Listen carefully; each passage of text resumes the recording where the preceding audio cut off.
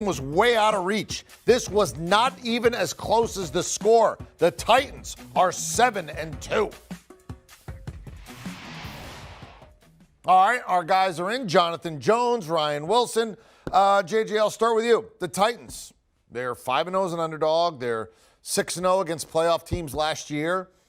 Derrick Henry gets hurt. We don't care. Their whole cornerback room basically got decimated. We don't care. How are they doing it? It's a great question. They're doing it because they're able to control the football. They're doing it because they're able to handle the opposing team on defense. And tonight, what we saw from them was a continuation of what we had seen the past couple of weeks, where they beat the Bills and Josh Allen, where they beat Patrick Mahomes and the Kansas City Chiefs, where they beat Carson Wentz, who had been playing well, but fooled him into a couple of key mistakes. What we saw tonight with Matthew Stafford, a couple of key mistakes. That pick six, a would-be pick six right before that, that wound up punching it in there. That was the difference in the game because, EK, you mentioned it. It's not like Ryan Tannehill set the world on fire. It's not like this entire offense was out there 300 yards of total offense, 400, 500. It was less than 200 yards. That interception right there set up a very short scoring drive, and then that interception right there set up, that's the scoring drive. And that's the difference in the game right there. Don't throw it. Yeah, that defense basically put 14 points on the board. That's it. I know one was a pick six and the other you got tackled on the 2-yard line. That's essentially a touchdown. I mean, that's 14 points from a defense. And then they basically just said, okay, now we're going to shut you down the rest of the way. They still don't have Derrick Henry, though, when you look at this, Ryan. Adrian Peterson, what do you think of his performances? Can they live with the running back room they have right now? Well, Adrian Peterson had 10 carries for 21 yards. I mean, that's what you might expect for a 36-year-old who hasn't been doing a whole bunch. I don't know if he's going to get a lot better over the course of the next 2 months, but I think what you have to hope for, EK, is that in January, Derrick Henry is healthy and ready to go, because what we've seen him do in previous Januaries is drag the opponent up and down the field for 45 minutes, and will the Titans still win? But I think the biggest takeaway for me in the meantime, and this is something we could not say last year, and the year before that we had trouble saying it as well, the Titans defense is actually playing really well. They're the reason they won this game. It wasn't because of the offense. Obviously, Derrick Henry wasn't there. Ryan Tannehill was okay, but the defense stepped up. We talked about the turnovers. They were getting after it. Jeffrey Simmons had 3 sacks. Nico Audrey had a sack and a half. Harold Landry had a half a sack. Bud Dupree was getting after it and pressuring the quarterback. And all those things together made Matthew Stafford look like he was still playing for the Lions and not the guy that was playing for the Rams at an MVP level. So I think that's the takeaway for me. And we say this all the time for teams that don't have Patrick Mahomes when he's red hot. You have to have balance on both offense and defense, and that's exactly what this Titans team has. And oh, by the way, they play in a terrible division. So as you said earlier, EK, the division feels like it's over. Now it's just a matter of positioning yourself if you're the Titans, who, by the way, are the number 1 seed here in the AFC. All right, so let me be the lawyer for the Titans, the president of the Titans fan club. And let me try to convince you that this is the team most likely to go to the Super Bowl of any of the teams in the NFL. We're in a terrible division. We've won the division, basically. We can get healthy. We can wait for Derrick Henry. And can you imagine what it's going to be like when Derrick Henry and fresh legs is going up against banged up, beat up defenses when it matters late in the year? Plus, our defense is better than we get credit for. And don't tell anybody. We are exceptionally well coached. We make smart plays. We make good decisions. And we're tested and tough. We win as an underdog. We don't care. We're 5-0. We beat good teams. We are 6-0 against teams that made the playoffs last year. You're worried about Buffalo? We beat Buffalo. You like the Rams? We beat the Rams. We are a team that is on the come, that is going to get healthy at the right time, that can be patient in this bad division, and we are better than you think. We are Ryan Tannehill personified. We are better than you think. You don't give us enough credit. And oh, by the way, Ryan Tannehill has a better passer rating than Patrick Mahomes since Ryan Tannehill took over in Tennessee. The Titans, given that schedule and that division, are the best team, the most likely team to go to the Super Bowl because the NFC is going to all knock each other off. JJ, who's coming with me?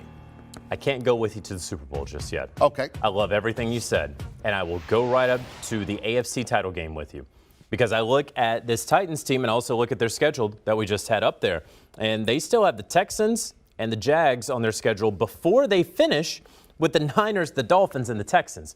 That's 12-13 wins right there, and we're not even talking about any of the other games. We're not even talking about that Steelers game. We're not talking about the Patriots. in Week 12. They're going to have a fantastic bye. We're talking about Derrick Henry getting healthy for that January push. They're going to have that perfectly placed Week 13 bye at the beginning of December to get all their guys healthy, and then they can sort of settle them down in early January when they have the AFC South locked up, or maybe they're playing for the 1 seed there. So I can go up to the AFC title game with you, and I know that they just beat the Buffalo Bills 34-31. I know that. And I know the Buffalo Bills just lost to the Jacksonville Jaguars.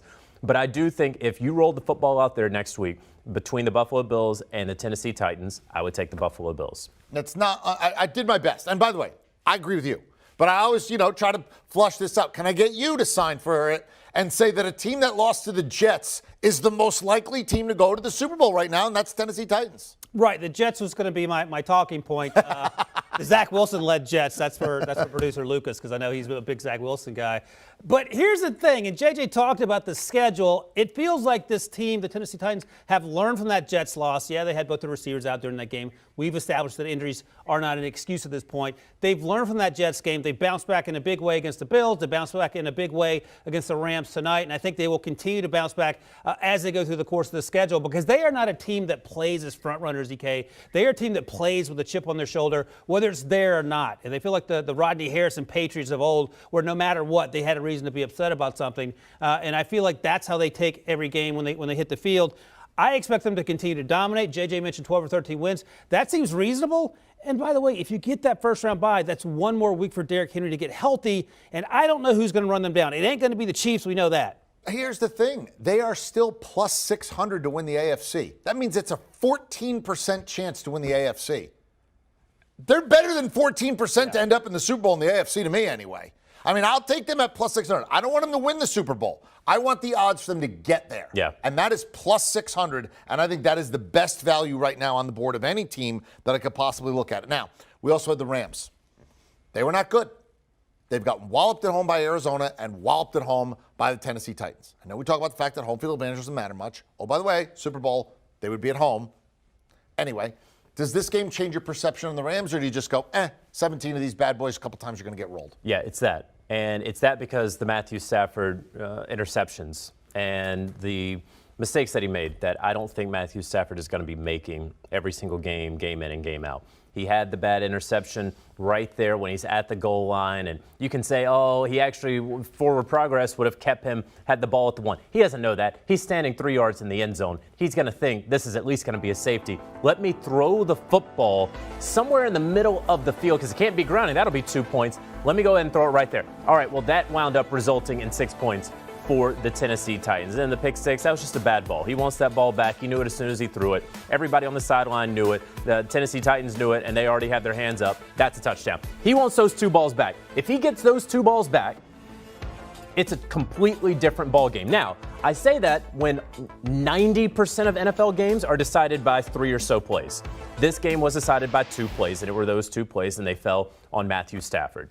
What I'm saying is that out of 17 games, EK, to your point, 2, 3 of those are not going to break your way. And about 10 of those are going to break your way. And we've seen it the last couple of years with the Kansas City Chiefs, for example, living on that razor's edge, and it worked out for them the last 2 years. It's not working out for them this year. For the Rams, I think ultimately it will, it will work out for them on the whole. Tonight, it did not.